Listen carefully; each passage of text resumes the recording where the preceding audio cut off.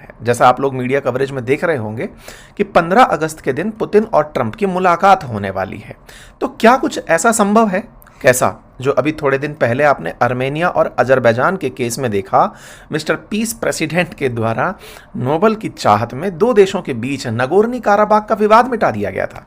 तो क्या वैसे ही अब यूक्रेन और रूस का मामला सुलटने वाला है? ये सवाल मैं क्यों कह रहा हूं? क्योंकि जिस तरह से रूस ने अपने मित्रों को फोन किया है और जिस तरह से यूक्रेन ने अपनों को, इससे कुछ तो होने की संभावना जताई जा रही है। और सबसे इंपॉर्टेंट बात, जब से ये बवाल कटा है इन दोनों देशों के बीच, तब से शायद पहली बार अमेरिकी राष्ट्रपति और रूसी राष्ट्रपति आपस में मुलाकात कर रहे हैं। ऐसे में यह मुलाकात इन दोनों का भविष्य कैसे डिसाइड करेगी, आज के सेशन में इसी का जिक्र होगा। क्योंकि कहीं ना कहीं ट्रंप का अपना एक साल जैसे जैसे पूरा होने के नजदीक आ रहा है, उनके चुनावी कैंपेन से जुड़े हुए वादे लोग पूछ रहे हैं कि सर आपने कहा था कि आते ही 24 घंटे में सब सही करा दोगे, ये कितनी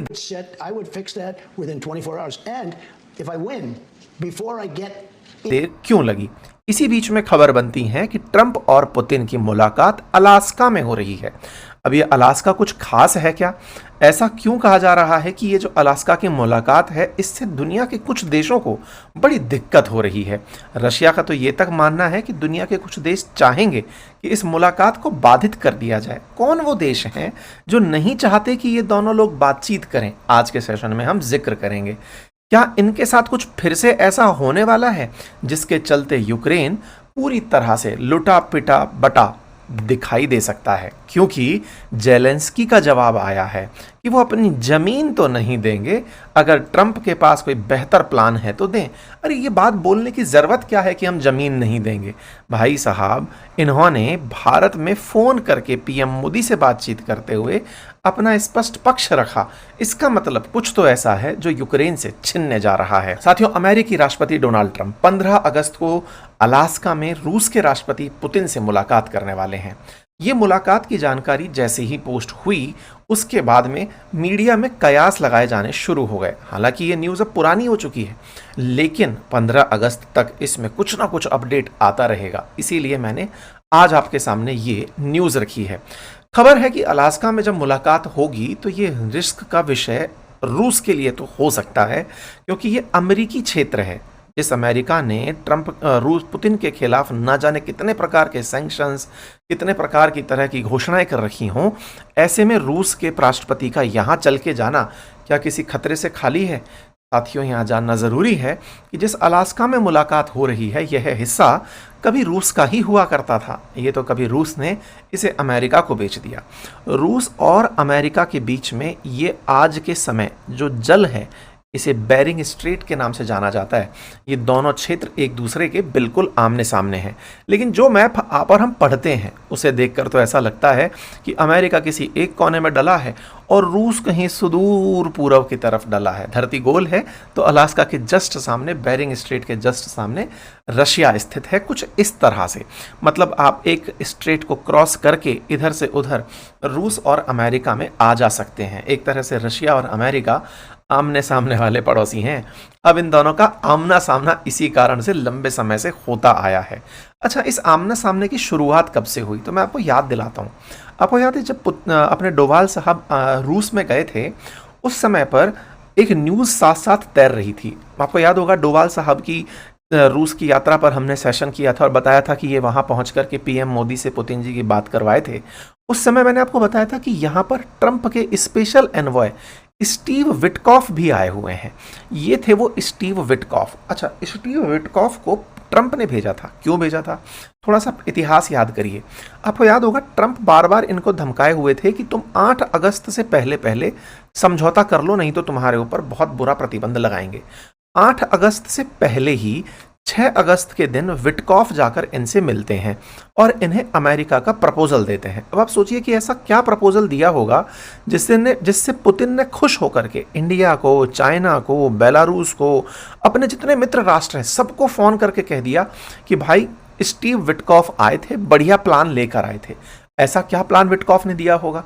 अच्छा, ऐसा क्या प्लान दिया होगा जिससे कि जेलेंस्की की सांसें उतर गई?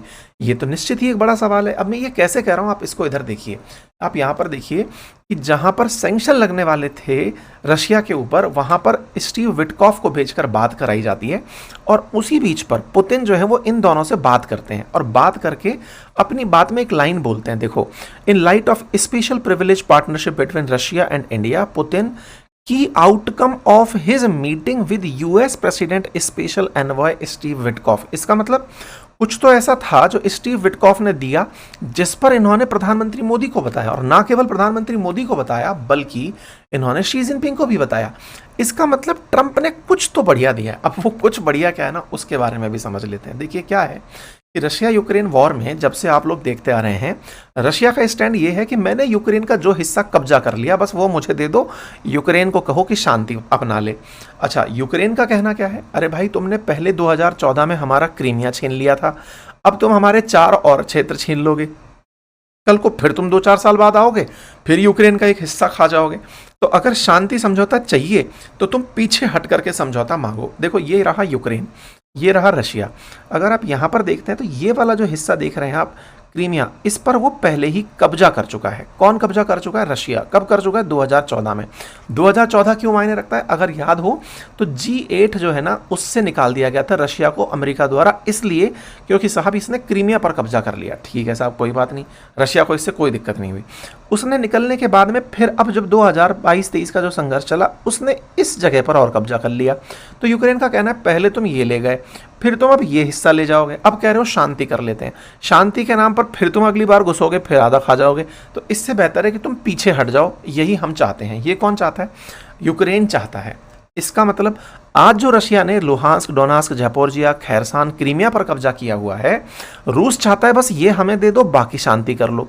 यूक्रेन चाहता है कि ये हमें वापस दे दो और फिर शांति कर लो। ठीक है। अच्छा, वर्तमान स्थिति क्या है? वर्तमान स्थिति यह है कि इन सबसे आगे भी रूस लगातार बढ़ता चला जा रहा है। मतलब ऐसा नहीं है कि वो रुक गया हो इन क्षेत्रों में। इन क्षेत्रों से मतलब मेरा क्या है, इन 4 क्षेत्रों पे जहां पर कब्जा कर लिया था पुतिन ने, और पुतिन ने कब्जा करके बकायदा यहाँ के राष्ट्रपतियों को शपथ दिला दी थी। उसने ये तक कह दिया था कि यूक्रेन पर ये जितनी जगह मैंने ली है, यहाँ पर अब नए लोग राज करेंगे। बकायदा यहाँ पर उसने रेफरेंडम करवा दिया, रेफरेंडम करवा करके देखो शपथ ग्रहण समारोह करवा दिया। कहा कि साहब ये लोग जो हैं, ये 4 लोग मैंने यहाँ के एज ए राष्ट्रपति बनाए हैं, ये यहाँ पर अपना लुहांस्क, डोनास्क, ज़ैपोरिज़िया और खैरसान के अंदर शासन करेंगे। तो पुतिन भाई साहब पूरी तरह से रास्ता क्लियर करके चल रहे हैं कि मैं नहीं हूं यहाँ पे तो लोगों ने स्वतंत्रता प्राप्त कर ली, मैंने तो स्वतंत्रता दिलवाई है उन लोगों को। ऐसे में अब यूक्रेन क्या कहेगा? यूक्रेन का सिंपल सा स्टैंड है कि भाई साहब जिसको कब्जा आपकी सेना ने किया हो, अब आप उसको किसी और को दे दें, उससे क्या ही मतलब है, मुझे तो वही चाहिए। ठीक है साहब। तो ऐसे में पुतिन जो है वो पूरी तरह से अगर अब इनके साथ जाने के लिए तैयार हुए हैं, अमेरिका जाने के लिए तैयार हुए हैं, तो कुछ तो ऐसा ऑफर इन्होंने दिया होगा। अब मैं ये बार बार कुछ तो ऐसा ऑफर दिया होगा, कुछ तो ऐसा ऑफर दिया होगा, ऐसा क्यों कह रहा हूँ? क्योंकि इन भाई साहब ने 9 अगस्त के दिन एक स्टेटमेंट दे दिया। Everything he needs, because he's going to have to get ready to sign something, and I think he is working hard to get that done.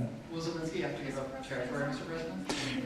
Well, you're looking at territory that's been fought over for 3.5 years with, a lot of Russians have died, a lot of Ukrainians have died. So we're looking at that, but we're actually looking to get some back and some swapping. It's complicated. It's actually nothing easy. It's very complicated, but we're going to get some back. We're going to get some switched. There'll be some swapping of territories to the betterment of both. And but we'll be talking about that either later or tomorrow or whatever. इन्होंने कहा कि president Zelensky better be ready to sign something. अब ये line बहुत ही important बात है भाई। मतलब एक तरह से ये समझिएगा कि ये एक तरह से जेलेंस्की से कह रहे हैं बेटा तुमको ना कुछ देना पड़ेगा। अब किसको देना पड़ेगा? रूस को देना पड़ेगा। क्या देना पड़ेगा? तो भाई साहब जैसे ही ये बात आई, ये कौन से दिन की बात है? 9 अगस्त के दिन की बात है। भाई जेलेंस्की भड़क गए और जेलेंस्की ने भड़क करके दुनिया को फोन मिला दिया कि अरे ये तो कुछ और प्लान लेकर आ गया, ये थप्पड़ मारकर बिठाएगा बगल में कि बैठ जा चुपचाप, बकवास नहीं करना है, और बेटा ये वाले क्षेत्र मेरे संकट में नजर आ रहे हैं। जेलेंस्की पहले तक तो सोच रहे थे कि विटकॉफ गया है मेरे लिए, भारत पर प्रतिबंध लगा है मेरे लिए, लेकिन मैं क्या करूं, दुनिया लुटा दी तेरे लिए। किसने? ट्रंप ने पूरा की पूरा यूक्रेन को हिस्सों में बांट करके जेलेंस्की की हालत खराब कर दी। भाई साहब, जेलेंस्की को जैसे ही ये पता चला कि भाई मैं तो उसमें शामिल ही नहीं होऊंगा शायद, और ये मेरी जगह को किसी और को दे देगा। अच्छा, आपको याद होगा ना, पहले भी अमेरिका और रूस के एनवॉय आपस में बतिया लिए हैं। अमेरिका के मार्को रूबियो और सरगेई लेवरोव को सऊदी में टेबल पर बिठा लिया, जेलेंस्की को पूछा तक नहीं गया। मतलब अमेरिका कह रहा है कि यूक्रेन तुम तो कुछ हो ही नहीं, तुम मत कहो कि तुम शांति वार्ता में शामिल हो, तुम्हें कौन काउंट कर रहा है। यूक्रेन को पहले भी इनवाइट नहीं किया गया था। इससे जेलेंस्की को बहुत बुरा लगा कि यार एक तो तुमने बिठा के अंतर्राष्ट्रीय बेइज्जती करी, उसके बाद में तो हमको भी शांति वार्ता में शामिल नहीं कर रहे हो, बात हमारी है तो हमें तो शामिल करो। भाई साहब, ये सब लोगों को उठा उठा करके फोन मिलाने शुरू कर दी, क्योंकि जेलेंस्की का तो लंबा चौड़ा पीस प्लान है कि जो भी है बस नेगोशिएट नहीं करेंगे, जगह खाली करेंगे। अब ये दोनों भाई लोग मिलकर के यूक्रेन का हिस्सा करने जा रहे हैं। जेलेंस्की को ये बात बिल्कुल नागवारा गुजरी। भाई साहब, Ukrainian will not give their land to occupiers, Zelensky ने ऐसा स्टेटमेंट रात को ही चिपका दिया। और भाई जेलेंस्की ने धाम धूम सबको फोन मिलाना शुरू कर दिया, आस पड़ोस में जितने भी देश हैं सबको उठा उठा करके कि भाई देखो मेरे साथ ये हुआ, मेरे साथ ये हुआ। UK, France, Germany, Italy, Finland, सबको फोन मिला दिया। फोन मिला करके एस्टोनिया को कह दिया कि बेटा आज मेरा नंबर है, कल तुम्हारा आएगा, तुम भी पड़ोसी हो। इस तरह से यूके को धमका दिया, यूरोप का टेंशन करो, लातविया वालों टेंशन करो, पोलैंड वालों टेंशन करो, सबके साथ यही होने वाला है, तुम समझ क्यों नहीं रहे हो।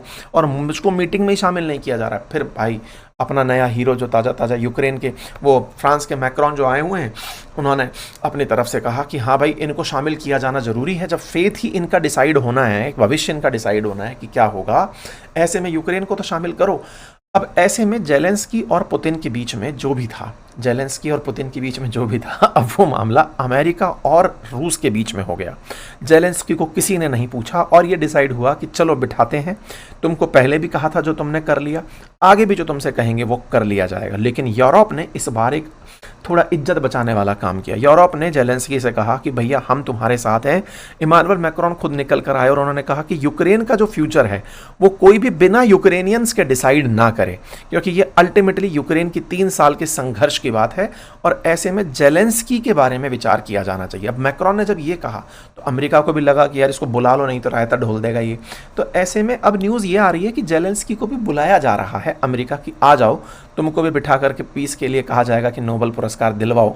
कुल मिलाकर के रूस के, मतलब जो यूक्रेन है, उसके समर्थन में यूरोप के देश एटलीस्ट ये कहने पे तो उतारू हो गए हैं कि कम से कम पीस प्लान में बेचारे इस आदमी को तो शामिल कर लो, बाकी क्या करोगे नहीं पता है। इसीलिए अपडेटेड खबर ये है कि व्हाइट हाउस सोच रहा है कि जेलेंस्की को भी अलास्का बुला लिया जाए, और क्यों ना हो, ये 100% पुतिन से और यूक्रेनियन जेलेंस्की से कहलवाएंगे कि मुझे पीस प्राइज दिलवा दो। एनीवे, जो भी हो, हमें तो इसमें फ़ायदा यही है कि अगर इन दोनों के बीच में समझौता हो जाता है तो दुनिया में जो इतने दिन से चले आ रहे सैंक्शन के गेम हैं वो रुकेंगे। निश्चित ही इससे और जो अच्छी चीज़ें हो सकती हैं, उनमें जो मुझे पॉसिबल लग रहा है वो ये कि भारत के केस में जो ये यूक्रेन और रशिया का विवाद है कि तुम रूस से तेल खरीदते हो इसलिए तुम्हारे ऊपर सैंक्शन है, वो वाली चीज़ें जो हैं वो शायद हट पाएंगी। खैर, जो भी हो, ट्रंप अभी भी इंडिया को चिढ़ाने के कदम पीछे नहीं हटा रहे हैं। फिर चाहे आसिम मुनीर को अपने यहाँ बिठाकर भारत के खिलाफ बयान दिलाना हो, या फिर चाइना के ऊपर से 90 डेज़ की राहत दे देना हो, ये तमाम चीज़ें इनके द्वारा अभी भी की जा रही हैं। खैर, जो भी है, हम लोग अपनी लड़ाई स्वयं लड़ेंगे। फिलहाल के लिए इतना ही। लेट हुआ सेशन, उसके लिए क्षमा चाहते हैं, लेकिन हाँ, आपसे बात किए बिना रहा नहीं गया, जानकारी दे दी है आपको। उम्मीद है जानकारी पसंद आई हो, साथियों से साझा करें, चैनल पर नए हैं तो सब्सक्राइब कर लें। भारत ने प्रतिक्रिया दे दी है पीस डील के लिए कि बढ़िया है, बढ़िया प्लस पीस वीस लेकर के आओ, हम सब तैयार हैं।